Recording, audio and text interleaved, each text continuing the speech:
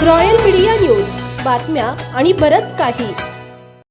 पुणे महानगरपालिका निवडणुकीच्या पार्श्वभूमीवर प्रभाग क्रमांक 16 मध्ये राष्ट्रवादी काँग्रेस पक्षाकडून योगेश ससाने, वैशाली बनकर, वर्षा पवार, कमलेश कापरे हे रिंगणात आहेत. प्रचार जोरात सुरू असून परिसरात राजकीय हालचालींना वेग आला आहे. राष्ट्रवादीचे पदाधिकारी, कार्यकर्ते आणि स्थानिक नेते घरोघरी जाऊन मतदारांशी थेट संवाद साधत आहेत. प्रभागातील पाणी पुरवठा, रस्ते, ड्रेनेज, आरोग्य सेवा, स्वच्छता तसेच युवक आणि महिलांच्या प्रश्नांवर राष्ट्रवादीकडून विशेष भर देण्यात येत आहे. विकासाची कामे, जनतेशी नाते या मुद्द्यावर पक्षाचा प्रचार केंद्रित असून नागरिकांकडूनही सकारात्मक प्रतिसाद मिळत असल्याचं चित्र आहे. प्रचारादरम्यान पदयात्रा, बैठका, कोपर सभा मतदारांपर्यंत पोहोचण्याचा प्रयत्न सुरू आहे. स्थानिक प्रश्न सोडवण्यासाठी राष्ट्रवादी काँग्रेस पक्ष कटिबद्ध असल्याचं पदाधिकाऱ्यांनी यावेळी सांगितलं. यावेळी उमेदवार योगेश ससाने यांनी विरोधकांवर सडकून टीका केली. प्रतिसाद खूप उत्स्फूर्त आहे आणि आम्ही जे मुद्दे सांगतोय, ज्या गोष्टी लोकांना समजावून सांगतोय, लोकांना ते आता कळतायत. त्याच्यामुळे लोकांना खूप आश्चर्याचे धक्के बसतायत आणि लोक त्याच्यामध्ये आमच्या बाजूनी कौल देणार हे निर्विवाद आहे. तुमच्या विरोधात जे नगरसेवक उभा आहेत त्यांनी दावा केलाय की मी 65 कोटीची कामं कोट्यवधी या प्रभागात आणले, मोठमोठ्या प्रमाणात कामं केलेली आहेत. 65 कोटी रुपये निधी नक्कीच आणला त्यांनी. त्यामुळे तर लाखो रुपयाचे बॅनर लावले, 2-2 महिने ते ठेवले की ज्या बॅनरचं किंवा होर्डिंगचं भाडं 1-1 महिन्याचं 1-1, 2-2 लाख रुपये आहे. ते आमच्यापैकी कोणालाच परवडलं नव्हतं. त्यांनी लावले, बरोबर आहे, त्यांनी 65 कोटी आणले, परंतु ते कुठं मुरले, कुठं जिरले हे सगळ्यांना दिसतंय. त्यामुळं त्यांचा विकास नक्की कशाचा झाला, स्वविकास झाला का जनतेचा विकास झाला, ही जनता त्यांना दाखवून देईल. अनाथाचा नाथ आहे, आपला हक्काचा माणूस आहे, निवडून द्या म्हणून आवाहन ते करतात. ते हक्काचा माणूस नाहीये, ते फक्त आपला माणूस म्हणतात आणि आपल्याच टाळूवरच खातात. हक्काचा माणूस तर मी आहे की त्यांच्यासाठी ग्लायडिंग सेंटरसाठी नडतो, तुमच्या कचरा प्रकल्पासाठी मी प्रशासनाच्या समोर टाकतो, सत्ताधाऱ्यांच्या समोर ठाम उभा राहतो, एकटा मतदान करतो. कचरा प्रकल्प असेल, कुत्र्याचा दवाखाना असेल, सॅनिटरी नॅपकिनचा प्रकल्प असेल, ह्या हॅझर्डस प्रकल्पाच्या विरोधामध्ये जो ठाकतो तो हक्काचा असतो. नुसतं आपला म्हणून चालत नसतं, आपला म्हणून आपल्या चाळूवरचं खायचं नसतं. या निवडणुकीत 4ही राष्ट्रवादीचे उमेदवार निवडून येण्याचा विश्वास आहे का? 100%. 100%. तुम्ही पॅनलची जर रचना पाहिली तर पॅनलची रचना खूप सुंदर प्रकारे झालेली आहे. सामाजिक आणि भौगोलिक समतोल त्याच्यामध्ये राखला गेलेला आहे आणि त्यांच्याकडे प्रत्येक उमेदवार जो आहे तो जर तुम्ही तराजूमध्ये टाकला तर आमचे 4ही उमेदवार त्यांना सरस आहेत. उमेदवार वैशाली बनकर बोलताना म्हणाल्या, विकासाच्या मुद्द्यावरच आमचा विजय निश्चित आहे.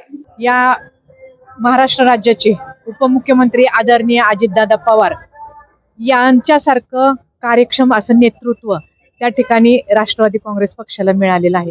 त्या माध्यमातून तुम्ही जर बघितलं तर 2007 साली तेव्हापासून जो राष्ट्रवादीच्या माध्यमातून विकास चालू झालेला आहे, ती विकासाची गंगा तुम्ही शहरामध्ये बघितली आणि आपल्या परिसरामध्ये सुद्धा बघितलेली आहे. म्हणजे अतिशय चांगल्या पद्धतीचे प्रोजेक्ट या आपण शहराला त्या ठिकाणी दिले. मी तर म्हणेल की ज्या गोरगरीब आपल्या प्रभागातील जनता आहे त्यांच्यासाठी राष्ट्रवादी काँग्रेस पक्षाने त्या ठिकाणी लाडकी मुलगी दत्तक योजना असेल, त्याचप्रमाणे 10वी-12वी मुलांना जी शिष्यवृत्ती दिली जाते ती शिष्यवृत्ती असेल, त्याचप्रमाणे वैद्यकीय योजनेचा लाभ, अशा अनेक योजना या राष्ट्रवादीच्या काळामध्ये त्या ठिकाणी झाल्या. मध्यंतरीचा 2017 ते 22 काळ त्या ठिकाणी BJP सरकारचं त्या ठिकाणी सरकार आलं आणि त्या माध्यमातून खऱ्या अर्थानं पुणेकरांना सुद्धा आजही त्या ठिकाणी त्यांनी जे मतदान करून त्यांना निवडून दिलेलं आहे त्याचा पश्चाताप त्यांना होतोय. पण तो खात्री आहे, अनुभवी आम्ही दोघं सोबत आहोत, मी असेल, योगेश बापू असेल, त्याचप्रमाणे हे जरी कमलेश कापरे आणि वर्षा पवार हे जरी नवीन उमेदवार असले तरी त्यांच्या घराला सुद्धा एक परंपरा आहे.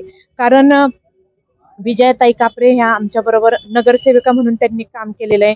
आबा त्या ठिकाणी सामाजिक कार्यात कायम त्यांचा पुढाकार असतो. त्याचप्रमाणे वर्षाताईंच्याबद्दल सांगायचं झालं तर रंजनाताई आणि शिवाजी भाऊ हे दोघे सुद्धा त्यांनी त्या ठिकाणी आपल्या प्रभागाचं प्रतिनिधित्व केलेलं आहे. त्यामुळे एक सामाजिक बांधिलकी जपत असताना सर्वांना सोबत घेऊन जाणं ही काम करण्याची पद्धत सर्वांचीच आहे. त्यामुळे 100% खात्री आहे की 2 जुने असतील आणि 2 नवीन याचा स्वीकार 100% या प्रभागातील जनता करेल. काल शिवसेनेच्या उमेदवारांनी टीका केली आहे. 40 वर्ष तुमच्या घरात सत्ता आहे, तरी अजून तुम्ही दावा करता की समस्या आम्ही सोडवणार. नाही, मुळामध्ये समस्या आजपर्यंत या ठिकाणी आपण प्रभागामधल्या सगळ्या सोडवल्या. उदाहरण जर द्यायचं झालं तर सातवडे गोंधळे नगरचं मी देऊ शकते. 2007 साली माझे मिस्टर सुनील बनकर हे त्या ठिकाणी त्यांना काम करण्याची संधी या भागातील जनतेने दिली. त्यावेळेस महिला भगिनींना त्यांनी एकच आवाहन केलं की तुमच्या डोक्यावरचा मी हंडा त्या ठिकाणी काढेल. त्या पद्धतीनं कुठलेही बोर्ड बॅनर न लावता आपण तुकाई टेकडी या ठिकाणी 40 लाख लिटरचे टाकीचं भूमिपूजन केलं. योगायोगानं आपल्याला 2012 साली त्या ठिकाणी महापौर पद मिळालं आणि त्या माध्यमातून आपण या परिसरातील म्हणजे याच नाही, जो भाग आपल्याकडे नव्हता काळे बोराटे नगर वगैरे त्या भागामध्ये सुद्धा आपण त्या ठिकाणी पाण्याची सर्व व्यवस्था त्या ठिकाणी केली. आज जर तुम्ही सासवड रोड जर बघितला तर रस्ता रुंदीकरण असेल, ब्युटिफिकेशन असेल, पालखी मार्ग म्हणून ओळखला जातो. त्यामुळे त्या ठिकाणी आपण ते मुरवेळ लावलेले आहेत. लाखो लोक या रोडवरून जातात. 2008 साली त्या रोडचं काम झालं, परंतु तुम्ही जर बघितलं तर साईडचा एक ब्लॉक सुद्धा त्या ठिकाणी हल्लेला दिसला नाही. म्हणजेच कामाची जी क्वालिटी आहे ती त्याच्यावरून तुम्हाला दिसेल. दुसरी महत्वाची गोष्ट म्हणजे गाडीतळ परिसरामध्ये जी काही वाहतुकीची कोंडी त्या ठिकाणी होत होती तर ती सोडवण्यासाठी आपण त्या ठिकाणी वाय आकाराचा श्री संत ज्ञानेश्वर महाराज मार्ग आणि श्री संत तुकाराम महाराज पालखी मार्ग याची निर्मिती केली. आज जर परिस्थिती बघितली तर बऱ्यापैकी गाडी परिसरातील ट्रॅफिक त्यामुळं प्रॉब्लेम सॉल्व्ह झालेला आहे. केलेल्या विकास कामावर पुन्हा तुम्हाला संधी मिळणार. 100% मिळणार, कारण आम्ही प्रत्येकाच्या घराघरामध्ये नाही तर प्रत्येकाच्या मनामनामध्ये त्या ठिकाणी स्थान निर्माण केलेलं आहे. आणि दुसरी महत्वाची गोष्ट म्हणजे आपल्या गोंधळेनगर या ठिकाणी कैलास श्री रामचंद्र बनकर क्रीडा आणि शैक्षणिक संकुल याची निर्मिती केली. याच्यामध्ये या परिसरातील जवळजवळ 1800 विद्यार्थी गोरगरीब घरातील त्या ठिकाणी शिक्षण घेतात. म्हणजे शहराला लाजवेल अशा पद्धतीचं आपण त्या ठिकाणी हे शैक्षणिक संकुल उभं केलेलं आहे. त्याच्यामध्ये शैक्षणिक विभागाबरोबर क्रीडा संकुलची निर्मिती करत असताना आराराबा त्या ठिकाणी जलतरण तलाव असेल, इलू पुरावाना यांच्या नावाने बॅडमिंटन कोर्ट असेल, स्विमिंग टँक वगैरे अशा अनेक खेळाचं त्या ठिकाणी आपण मुलांसाठी क्रीडा संकुल केलेला आहे. त्याचा फायदा या परिसरातील खूप मुलांना होतो. आता नव्यानंच आपण त्या ठिकाणी क्रिकेटचं ग्राउंड केलेलं आहे. बरीच मुलं त्या ठिकाणी क्रिकेट खेळायला जातात आणि माझी खात्री आहे भविष्यामध्ये आंतरराष्ट्रीय लेवलवर या मुलांची त्या ठिकाणी निवड होईल. एरो मॉडेलिंग असेल, त्याचप्रमाणे आर्चरी असेल, अशा अनेक विविध उपक्रम आपण त्या ठिकाणी चालवतोय आणि ही माहिती या परिसरातील सर्व लोकांना आहे. त्यामुळे त्यांनी आम्हाला 2007-8ला त्या ठिकाणी निवडून दिलं, 2012ला दिलं आणि 2017ला पण त्या ठिकाणी निवडून येण्याची संधी दिली. आज मी आवर्जून सांगू इच्छिते, आज अजितदादांनी कामाची पावती म्हणूनच मला पुन्हा एकदा त्या ठिकाणी तिकीट दिलेलं आहे. आणि नक्कीच आमच्या या परिसरातील जे मतदार बंधू भगिनी आहेत, कार्यकर्ते आहेत, त्यांच्या जीवावरच आमची ही निवडणूक आहे आणि त्यांनीच त्या ठिकाणी आम्हाला ही संधी पुन्हा एकदा देणार आहेत आणि 4ही नगरसेवक मोठ्या मताधिक्याने निवडून येतील असा विश्वास मी या ठिकाणी तुम्हाला देते. उमेदवार वर्षा पवार बोलताना म्हणाल्या, कचरा प्रश्न आणि ट्रॅफिक या विषयावर प्रामुख्याने लक्ष घालणार असं सांगितलं. नमस्कार, मी वर्षा पवार, प्रभाग क्रमांक 16 मधून. तसं पाहिलं तर महिलांसाठी धोरण आहेच आहे, मूलभूत प्रश्न आहेत, केंद्रबिंदू मानून आपण काम करणारच आहोत. परंतु हडपसरमध्ये प्रभागामध्ये फिरले असता जाणवतं हडपसरचा सर्वात मोठा प्रश्न हा ट्रॅफिक आणि कचरा व्यवस्थापनाचा आहे. तर सर्वात प्रथम तर सभागृहामध्ये आवाज उठवला जाईल, म्हणजे मी प्रयत्न करेल मला संधी आली तर, कारण की कचरा हा रोजची समस्या आहे आणि त्याच्यासाठी मासिक 60 ते 70 रुपये आकारले जात आहेत. सर्वात प्रथम तर ते बंद कसे होतील याच्यासाठी आवाज उठवला जाणार आहे.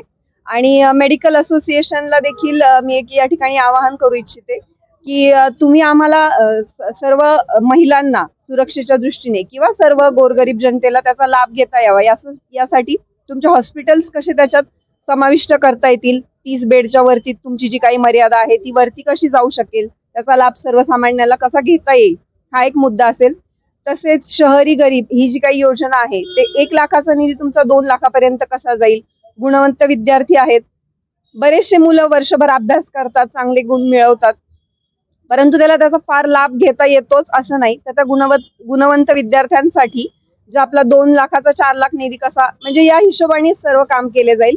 महिलांचं सबलीकरण, सक्षमीकरण ते मुद्दे आहेतच, प्राथमिक मूलभूत प्रश्न आहेतच, ते केंद्रबिंदू मानून बाकीच्या गोष्टींवरती देखील काम केलं जाणार आहे आणि त्याच्यासाठी मी नक्कीच प्रयत्न करणार आहे. कमलेश कापरे बोलताना म्हणाले, दुर्बल घटकातील नागरिकांचे प्रश्न सोडवण्यासाठी प्रयत्न करणार असल्याचं त्यांनी सांगितलं. नमस्ते. राष्ट्रवादी काँग्रेस पक्षांनी आमच्यासारख्या युवांना या ठिकाणी संधी दिलेली आहे. आमच्यावर संधी देत असताना माझ्याबरोबर पॅनेलमध्ये माझे महापौर यांना कामाचा अनुभव आहे, तसेच योगेश बापू ससानेंनाही कामाचा अनुभव आहे. माझ्या घरामध्ये स्वतः माझे आई नगरसेवक होते, त्यामुळे आम्हालाही कामाचा अनुभव असल्यामुळे आम्हालाही युवकांना आमच्यासारख्या संधी दिली. काम करत असताना मला एकच कळतं की निवडून आल्यावर प्रथम मी युवकांसाठी काम करणार, युवकांसाठी रोजगार उपलब्ध करून देणार, त्यांना बँकिंग क्षेत्रामध्ये, बँकामध्ये कर्ज कसे उपलब्ध करून देता येईल, तसेच त्यांना त्या कर्जातून उद्योगधंदा, काही गोष्टी व्यवसाय कसा करता येईल याकडे मी जरूर लक्ष देणार. तसेच हडपसर उद्योगनगरामध्ये अनेक व्यापारी संस्था आहे, इंडस्ट्री इस्टेट आहे, ते मॉल आहे, यामध्ये त्यांना काम कसं मिळेल त्यासाठी रोजगार मेळावे घेणार आणि असेच युवकांचे अनेक प्रश्न आहे ते मार्गी लावणार. महाराष्ट्रातील ताज्या आणि महत्त्वपूर्ण बातम्या पाहण्यासाठी आजच आमच्या रॉयल मीडिया न्यूज चॅनलला सबस्क्राईब करा आणि बेल आयकॉन प्रेस करा.